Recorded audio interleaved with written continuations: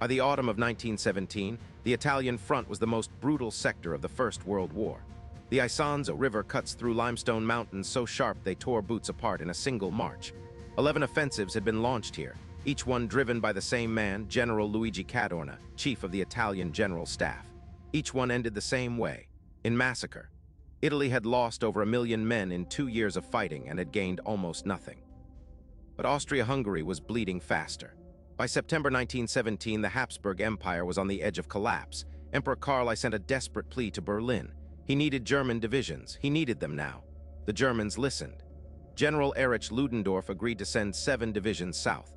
They would form the new German 14th Army under the command of General Otto von Borró, a veteran of the Eastern Front. Attached to his staff was a Bavarian artillery expert named Kraft von Dellmensingen, who had studied the Italian positions for months. And buried in the German Alpenkorps was a young lieutenant, 25 years old, almost unknown, whose name was Erwin Rommel. The combined Austro-Hungarian and German force had 35 divisions. The Italian 2nd and 3rd armies opposite them had 41. On paper, the Italians outnumbered the attackers. They held the high ground. They had 3 years of fortifications. By every conventional measure of warfare in 1917, they were unbreakable. But Cadorna had issued one standing order, and that order would unravel everything. Here is what the history books usually leave out. The man who failed to disobey it was not a coward. He was Italy's most aggressive corps commander, and by the time he understood what was happening, he was already in a hospital bed. Luigi Cadorna believed in offense. He distrusted any general who wanted to fall back. His doctrine was simple, rigid, and absolute. The forward line was to be held at all costs. No defense in depth. No prepared fallback positions. No reserves staged for elastic retreat. Every battalion was to fight where it stood, and if it broke, its officers could be shot. Cadorna had already executed more of his own men than any other European commander of the war. Subordinate on the most vulnerable sector, the Italian Second Army at Caporetto, was General Luigi Capello. Capello was sick that October. By the 3rd day of the battle, he was off the line entirely, evacuated to a field hospital. But before he collapsed, he made a fatal choice. He massed his artillery and his best troops forward on the western bank of the Isonzo, instead of pulling back to the dominant ridges behind. When his own staff begged him to reconsider, he refused. The forward defense, he said, was sacred. Cadorna's order had become Capello's faith. If this is landing, save this video. You will want to come back to this one. At 2 in the morning on October 24, 1917, the Austrian and German guns opened fire, not with high explosive, with gas, a new mix phosgene and diphenylchloroarsine that defeated the Italian gas masks. In the village of Caporetto, an entire Italian regiment died at its posts and never fired a shot. Bombardment lasted 4 hours. Then the infantry came. This was not the infantry of 1916. The Germans had brought something new: infiltration tactics. Small squads, no rigid lines, bypass strongpoints, slip through gaps in the fog, stormtroopers. One detachment from the Württemberg Mountain Battalion was led by Lieutenant Rommel. In the next 52 hours, Rommel and his 150 men would climb 3 peaks, capture 9,000 Italian soldiers, and seize 81 guns. For that single action, he would receive the Pour le Mérite, Imperial Germany's highest decoration. By nightfall on October 24th, the Italian Second Army had ceased to exist as a fighting force. The German 14th Army had punched through to a depth of 25 kilometers, and Cadorna, 60 kilometers away at Italian headquarters in Udine, still had not authorized a single unit to retreat. Stay with me, because what happened in the next 12 hours is the moment historians still argue about. On the morning of October 25th, the news reached Cadorna. He did not believe it.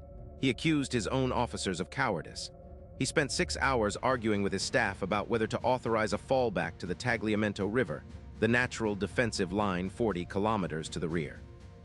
By the time he finally gave the order, the Germans had already crossed the bridges he wanted to defend. What followed was not a retreat, it was a disintegration. Italian regiments dissolved as they marched. Officers tore off their insignia. Entire divisions surrendered without fighting, not because they were beaten, but because they no longer believed in anything. By October 28th, the Italian army had lost 275,000 men as prisoners of war. 11,000 were dead. 20,000 were wounded. Another 350,000 had simply walked off into the countryside. 3,000 artillery pieces were captured, 300,000 rifles, the largest single tactical defeat any European army had suffered since the Franco-Prussian War. And here is the part that did not enter the official record for decades. Cadorna's first instinct on losing the battle was to blame his own soldiers.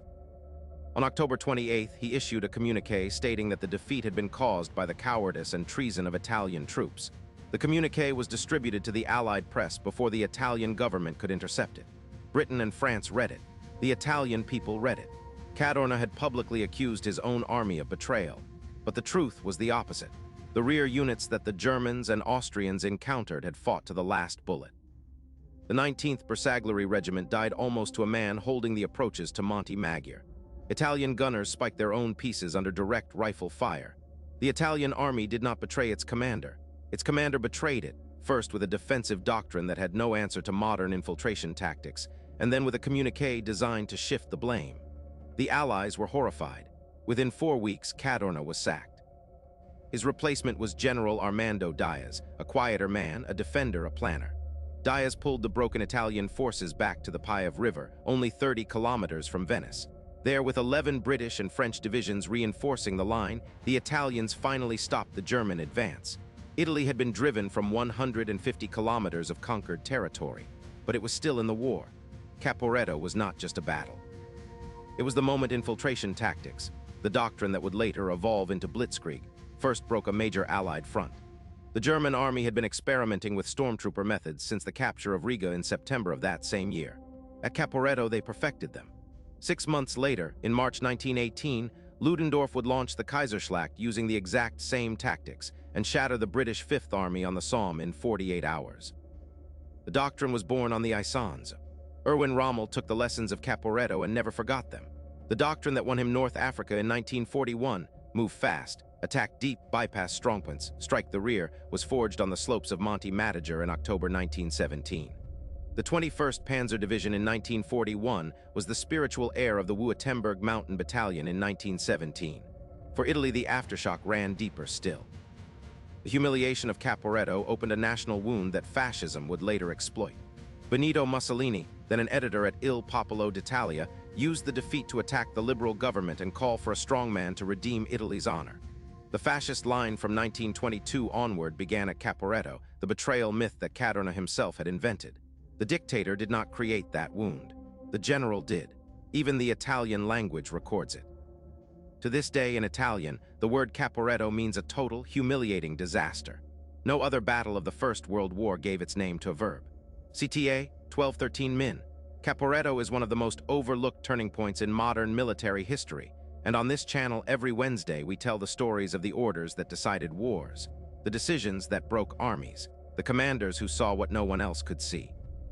If that is the kind of military history that grips you, subscribe and hit the bell icon. New battle every Wednesday. Drop in the comments, do you think Cadorna's forward defense doctrine doomed the Italians from the start, or was the German breakthrough so revolutionary that nothing could have stopped it? I read every reply. Outro 1315 Min. What Caporetto teaches is brutal and simple. An army can have the high ground, the numbers, the fortifications, and the time, and still lose everything in 96 hours if its commander refuses to listen. Luigi Cadorna had every advantage on the Isonzo in October 1917. He had bled his men against that river for 2.5 years, and in the end, the only line he could not hold was the line of his own pride. He believed his soldiers should die where they stood. He never once believed that he might be the one in the wrong place. The order that doomed 275,000 men was not a command to attack. It was a command not to think. If you want to see how the German army took the Caporetto playbook and turned it into something even more devastating, my video on Operation Michael, the March 1918 offensive that nearly won Germany the war, will blow your mind. Watch that one next.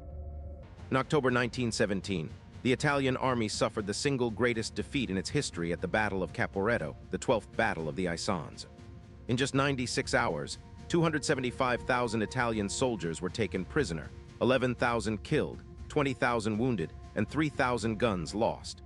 The Italian front, held for 2.5 years against the Austro-Hungarian Empire, collapsed completely. This video examines the single command decision by General Luigi Cadorna that turned a defensible mountain front into a catastrophe, and how a young German lieutenant named Erwin Rommel captured 9,000 Italian soldiers in 52 hours, foreshadowing the blitzkrieg tactics that would later define the Second World War. We cover the breakthrough at the Tilmino-Caporetto sector, the role of General Otto von Borró and the German 14th Army, the fatal forward defense doctrine that doomed Italian Second Army commander Luigi Capello, and the lasting political wound that Italian fascism would later exploit. A close look at one of the most overlooked turning points of the First World War. Chapters 0. 00 The 96-hour collapse 0. 30 The Isonzo stalemate 3. 00 Cadorna's order 6. 00 The collapse and the cover-up 9. 00 The Caporetto legacy 12. 00 subscribe and comment 13. 00 final lesson.